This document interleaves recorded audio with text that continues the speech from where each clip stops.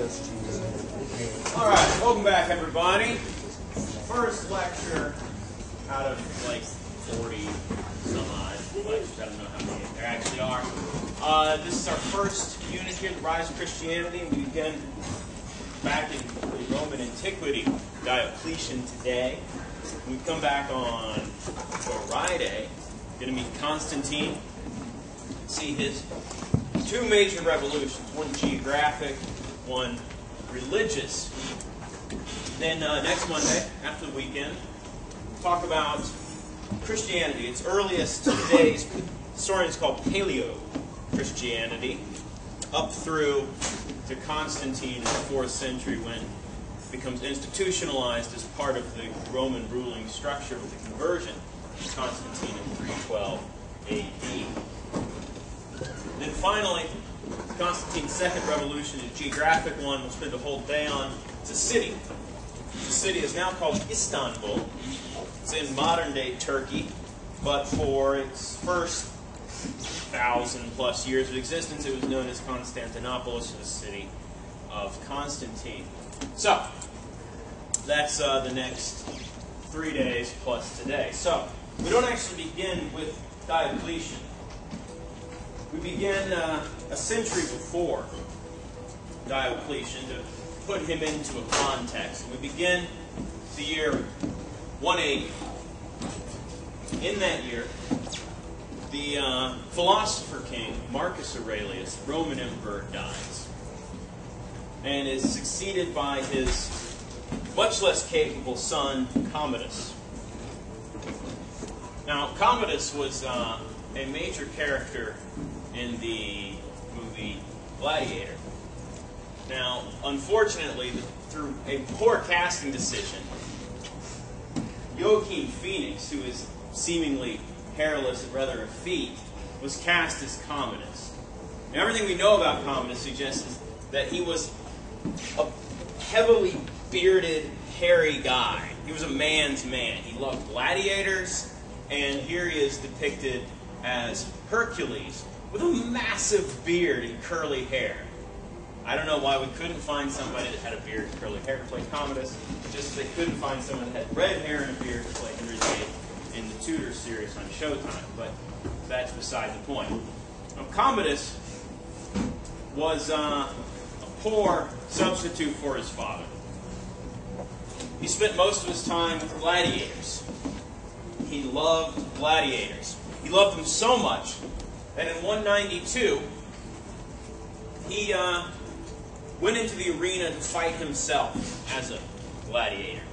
But before he could do that, as he is preparing at the Colosseum in Rome, his bodyguards, these guys, the Praetorian Guard, assassinated him. They'd had enough of this impetuous, unstable man, Commodus. To replace Commodus, the Praetorian Guard took the unusual step of auctioning off the imperial throne to the highest bidder. Two men were left standing at the end of the bidding, Sulpicianus and Didius Julianus. Sulpicianus offered 20,000 sesterces for every member of the Praetorian Guard, probably 10,000 members of the Praetorian Guard in Rome in the year 192. He offers each of them 20,000 sesterces, but Didius Julianus does them one better and offers 25,000 and wins the auction. To put this in perspective, a centurion in the Praetorian Guard earned about 1,000 sesterces a year.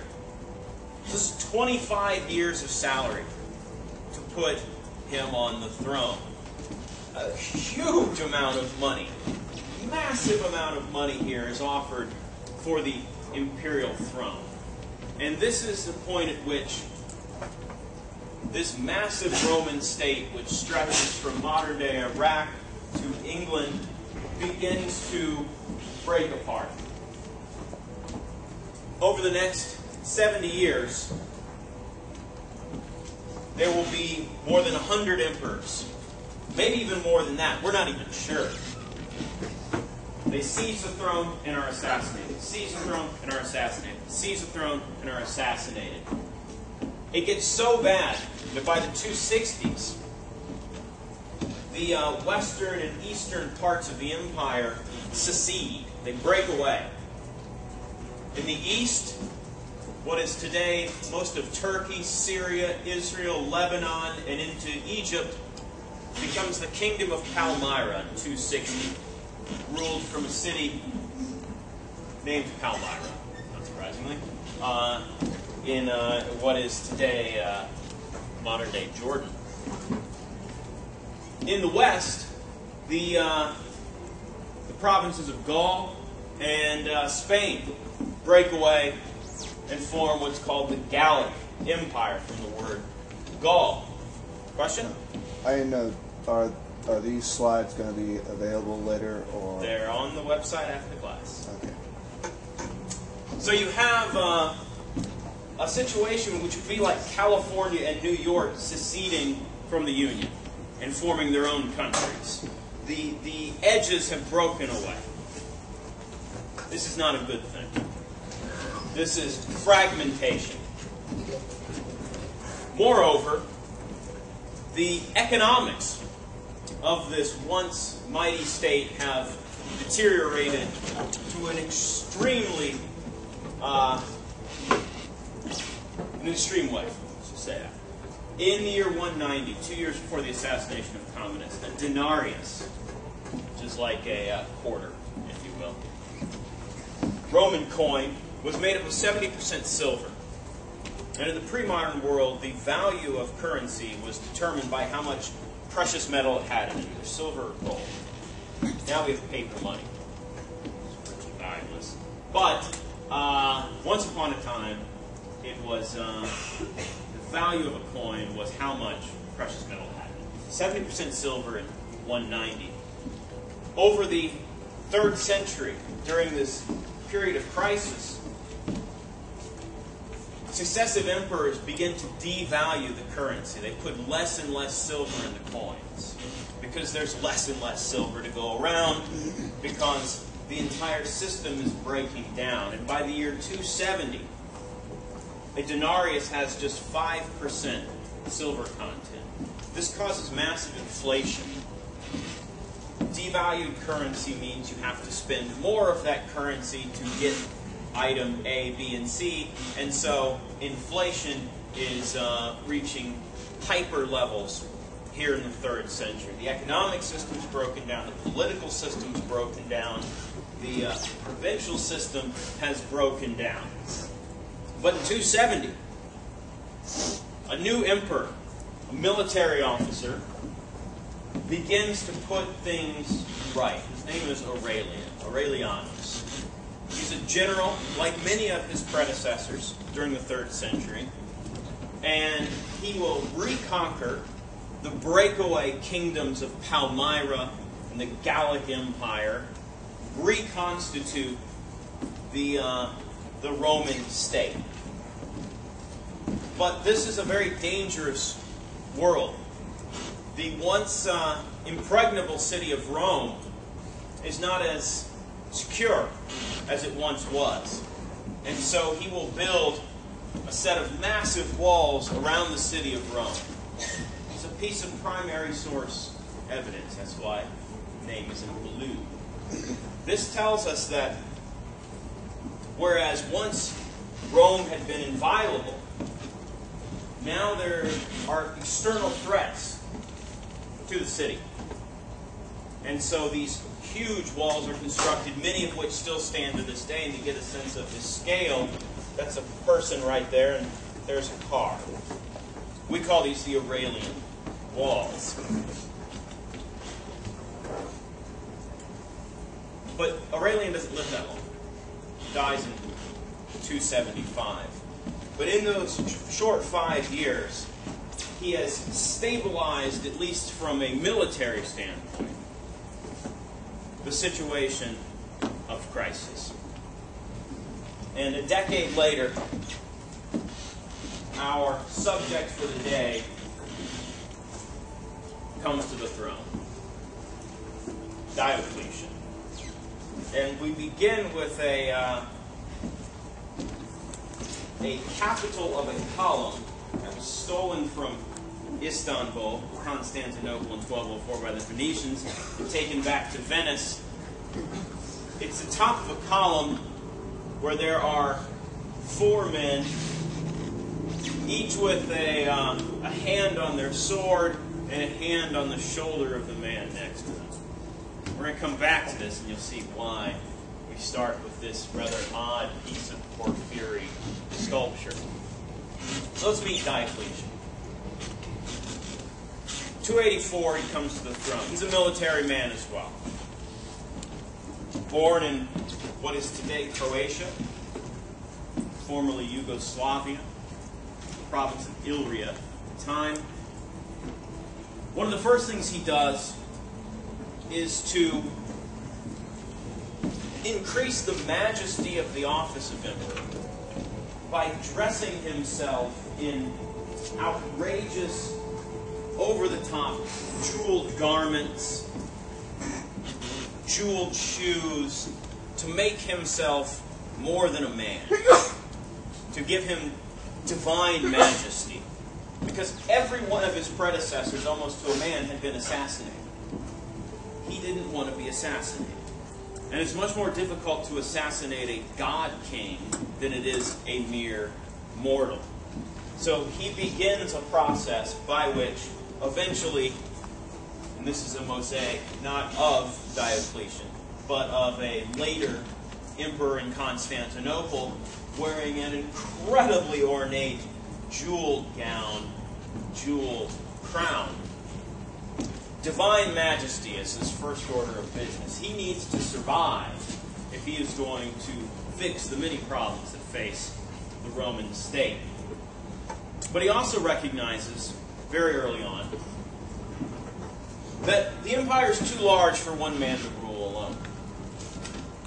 And so he will appoint a co-emperor, a co-Augustus, a man named Maximianus, pictured here on a coin, and here with Diocletian on a commemorative medal. In the year 286, he effectively divides in half his authority. It would be like having 2 presidents of the United States, one in Los Angeles and one in Washington. And this medal has the inscription, let's step back a little bit to see it, Imperator IMP Diocletiano, Diocletian, et Maximiliano Augusti, Emperor. Augustus is the title of emperor here in the 3rd century. But he goes beyond merely appointing a co-emperor, a co-Augustus. He actually appoints then 2 vice presidents, if you will, 2 co-Caesars, to further help delegate power, delegate responsibility, and rule this massive state. And they are Constantius and Galerius. Thus, that porphyry capital we began with, most historians believe is an actual depiction of this tetrarchy, of this 4-man rule. 2 Augusti, 2 Caesars, 2 presidents, 2 vice presidents, ruling over a now subdivided Roman state. And if we look at a map, you can see how this worked. It was done geographically. Diocletian took command of the eastern part of the empire. This is where all the money was. This was where the ancient civilizations of Persia and Greece had long before predated the Roman state, and he will set up his headquarters not far from the eventual site of Constantinople, a place called Nicomedia. In the west, that's given to Maximianus. His co-Caesar, his vice president, his lieutenant is Constantius, who sets up headquarters up in what is today Germany in the city of Trier. And Galerius Diocletian's co-Caesar sets up camp in Thessalonica, a city in modern-day Greece. And so you have here, by 293, a much more workable governmental system. Instead of one man attempting to rule this vast state, a state that takes weeks to move from one end to the other, now it's more manageable units. An eastern half and a western half with lieutenants, with co-Caesars, Valerius in the east, Constantius in the west. We call this the tetrarchy. Tetra is 4 in Greek, archy is rule in Greek, so tetrarchy is the rule of the 4 men, Valerius, Constantius, Diocletian, Maximianus. But that's not all he does. He also reorganizes the map. Where once there were a couple of dozen provinces, each quite large, he subdivides the Roman Empire into 100 very small provinces. This is a security measure. During the 3rd century, the people who assassinated the emperor to become the new emperor were provincial governors, ruling over places as large as modern-day France, as large as modern-day Spain, and because they ruled so much territory, they had a great deal of power, which allowed them to then overthrow the emperor himself. Diocletian wants to prevent this, and so he subdivides each of the old ancient provinces, ending up with 100 total new provinces, and they are grouped into larger regional sections called dioceses, and there's 12 of those. This makes each provincial governor much less powerful, much weaker, and therefore less of a threat to himself.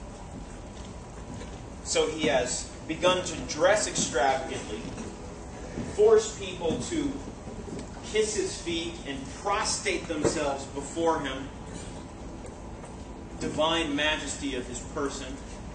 He has subdivided the responsibilities of governing amongst 4 men, 2 co-Augusti, 2 co-Caesars, and now he has subdivided the old ancient provinces into much smaller units, making each provincial governor much, much weaker. This stabilizes the situation from a geopolitical standpoint. But he still has hyperinflation to deal with. The Roman economy had collapsed in the 3rd century. Silver had been debased in the coins to such an extent that hyperinflation had taken hold. And so in the year 301, 17th year of his reign, he issues an edict on maximum prices, which is designed to set maximum prices for goods, services, etc. Price controls, like we had during World War II to prevent inflation and profiteering. So, the title is very self-explanatory, and the first lines of the edict give us a sense of what was the situation at the time and what Diocletian hoped to accomplish. It reads that greed raves and burns and sets no limit on itself. Without regard for the human race, it rushes to increase and augment itself, that is, greed.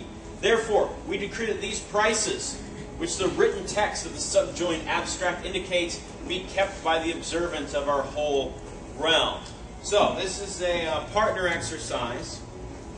What I want you to do with your partner, all of you are now officially brickmakers, which, according to primary source evidence, earned about 2 sesterces for every 4 bricks, or 1 sesterce for every 2 bricks. I guess I could have written it like that, couldn't I? 1 sesterce per 2 bricks. You have to decide with your partner how many bricks you think you could make in a day, and then what food you will be able to afford and beverage with said earnings from your brick-making labors. And here is an ancient brick. So huddle up with your new best friend, your comrade, and discuss your brick-making day.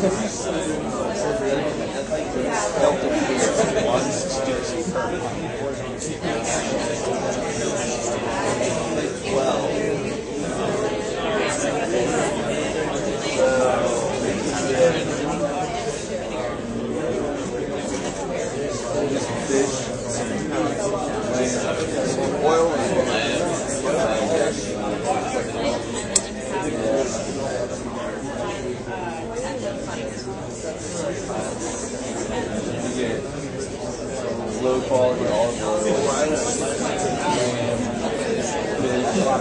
some beers.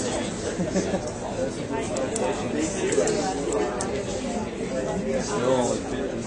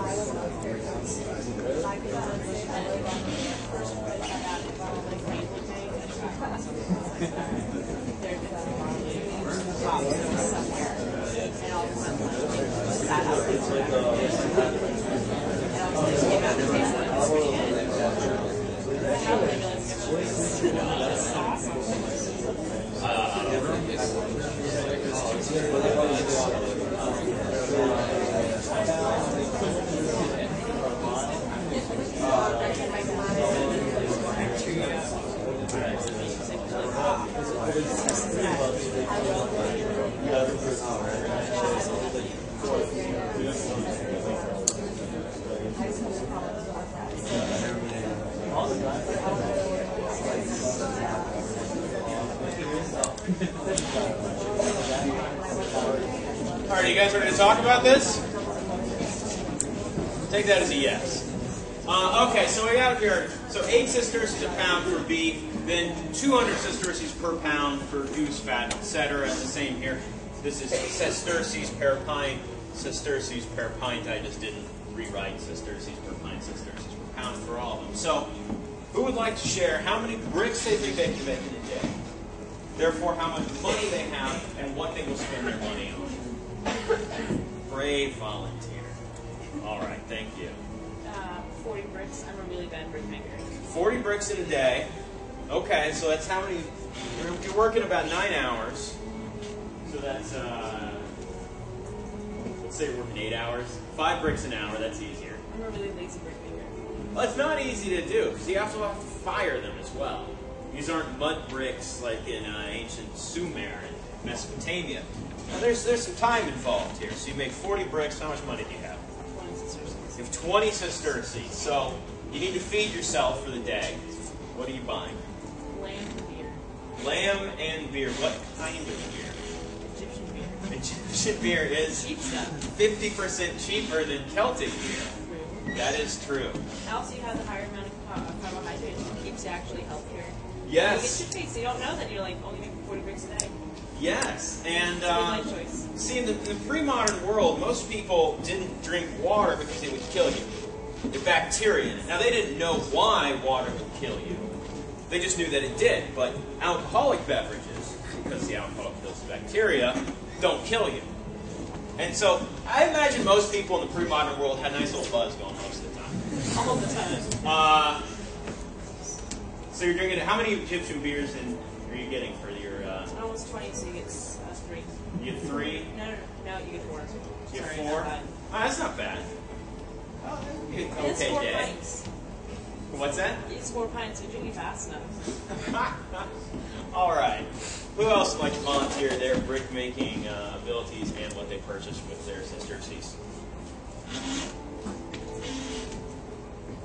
I admire bravery. Yes, sir. All right. I can make 100 bricks. 100 bricks. Okay. Totally win. So that gives you 50. 50 sesterces, right? Okay. So what are you buying? I'm buying lamb and some olive oil. Oh, that's nice. You're gonna fry it up a little Yeah. bit. That's nice. So, but I'm gonna get the low quality olive oil. That's probably a good move. You don't need the high quality 14. stuff. You're a brick maker after all. Yeah, and then I'm gonna be a little spend some money and get some Celtic beer. There you go. So how many beers can you get? I can get Your olive 4. oil and- You got 4 beers. You got a pint of low quality olive oil, and you get lamb. Did you say? Yeah. All right. It's a good choice. It's a good choice. Well, money well spent. How about one more brave team to share? Yes. Okay. 150. Okay, let's do some math here. That's so that's about 20 an hour. 1 every 3 minutes. Okay. You're picking them up and laying them down. So, how much money do you have? 75. So what are you buying? Goat. I don't recommend goat. It's not very good. I had it one time. But that's interesting. It's terrible. And then low quality olive oil. Low quality olive oil, okay. And I'm not a beer nut. Low quality wine. So how much wine can you get then? That's a pint per pint. So I'll be getting How many? 2 or 3. Yeah, well, that would probably do the trick. Pint 16 ounces. A bottle of wine is like 25 ounces or so. So, a bottle and a half of wine. Well, you did. You worked exceedingly fast. Burned a lot of calories. Start to get your swerve on there. Okay, so this is now all this is in blue because it's primary source evidence. Every time you see something in blue in this class, it's the things that the historians use to make up the textbooks and things like that. So this is the edict on maximum prices. Diocletian's attempt to curb the inflation that had gripped the Roman state during the 3rd century by setting maximum prices for goods. Now, it probably wasn't very successful. This type of price control system usually isn't very successful. There's always a black market. People will always pay what is necessary to get what they want. We saw this during World War II, and I'm sure a similar set of circumstances existed here in the beginning of the 4th century. But it's an attempt to do something about the problem. The 17th year of his reign. 4 years later, in the year 305, Diocletian did something remarkable. He retired a living man, gave up the throne, went back to his native Croatia, and built himself a retirement castle, literally, a retirement castle. 200 yards on one side, 175 yards on the seaward side. A palace fit for a former emperor and a military man. It's basically a glorified Roman legionnaire's camp. It's on the same grid pattern with the 2 main axes, and here in its heart he built his massive mausoleum. If you go to Croatia today, to the city of Split, you can still see this castle. There's one wall, there's one, and then that got a little off there. Another wall, and then the sea-facing wall right there. Although he would not recognize his house today. Because in the Middle Ages, his house was overtaken by people seeking refuge from the barbarian hordes which menaced them from the north and from the east. And so inside here, people in their thousands huddled and lived in fear of what was outside of the walls. And no longer is this wall right on the water. There's now a fair amount of land. The sea level has dropped between 305 and today. And the article on this by Zachnich, I believe is how it would be pronounced, discusses the quandary that faces archaeologists. Some would say that you should take this structure down to its original Diocletian roots. But if you do that, you're wiping out 1,700 years of continuous human occupation.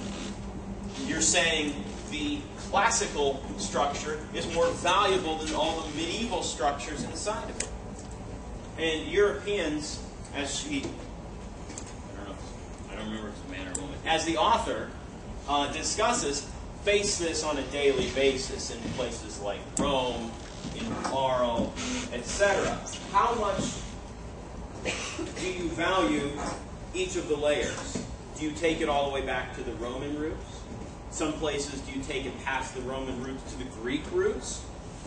Do you demolish the medieval structures that are oftentimes sitting right on top of said ruins? It's a difficult question with no easy answer. It's one that European archaeologists have to face on a regular basis because of the continuous habitation in places like, for example, here, Split, Croatia. So, what did we learn today? Quite a bit. We started off with the assassination of an insane emperor, Commodus, in the year 192. The fragmentation, geopolitical fragmentation of the Roman state in the 260s with the kingdom of Palmyra in the east and the Gallic Empire in the west. Currency devaluation, 5% silver content in a denarius by the year 270. Chaos. Emperor after emperor being assassinated, replaced, assassinated, replaced, assassinated, replaced, mainly by powerful provincial governors from places like Gaul, Hispania, what is today Spain, marching on Rome, assassinating the emperor, making themselves emperor, and then 6 months later someone else with a bigger army assassinating them, making themselves emperor. Into this chaotic world stepped in the year 284 our hero Diocletian. Many solutions to the problems he found. One, making himself more than a man. Making himself seem semi-divine. Not allowing people to look directly at them. Having to lower your eyes. Prostrate yourself on the floor in front of him. Wearing incredibly ornate, jeweled robes. He wanted people to be afraid of assassinating him because he wanted people to believe he was semi-divine. And it quite frankly worked because he retired alive. Second thing, realized that the empire was too large for one man to rule alone. So in 286 he appoints a co-Augustus, Maximianus. And in 293 he appoints two lieutenants, two vice presidents, two co-Caesars as they're known, Galerius in the east to assist him, Constantius in the west to assist Maximianus. He also then solves the problem of provincial governors by cutting up the provinces into little tiny pieces, 100 provinces now, instead of, I think there were, I used to know this, less than 20, or somewhere around 20. So much smaller states within the Roman state, much smaller provinces, each of those provinces grouped into 12 regions known as dioceses. Prevents a powerful governor from rising up and assassinating him and taking his throne.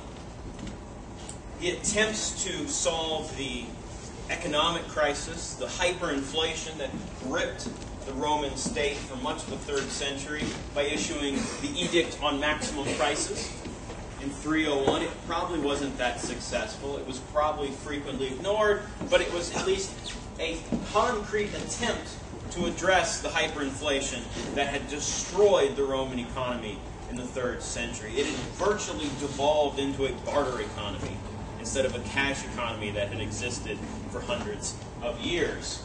And then finally, he takes a momentous step in 305 of retiring.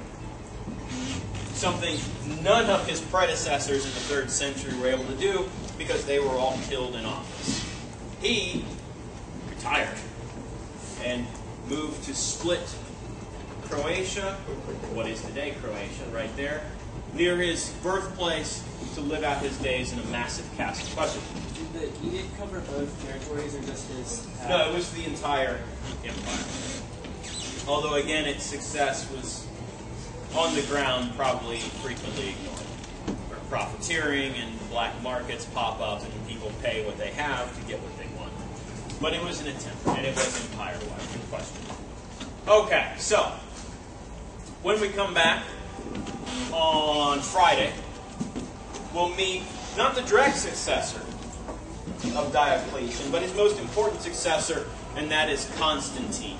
son of the co-Caesar Constantius, he will revolutionize the Roman world. So you've got one piece of primary source evidence, very short, the Edict of Milan, not to be confused with the Edict on Maximum Prices, and then a short article from 1974 that talks about one of Constantine's revolutions, and that is his embrace of Christianity, creatively titled Constantine's Churches. So if you read that ahead of the lecture, you will be much more prepared for the lecture. If you print off and bring with you the Edict of Milan, I will be very happy. If you bring a laptop with you, you need not print anything off. We can save the trees, save the environment, and use technology. Bullets. So, everybody, have a nice day. See you back here on Friday.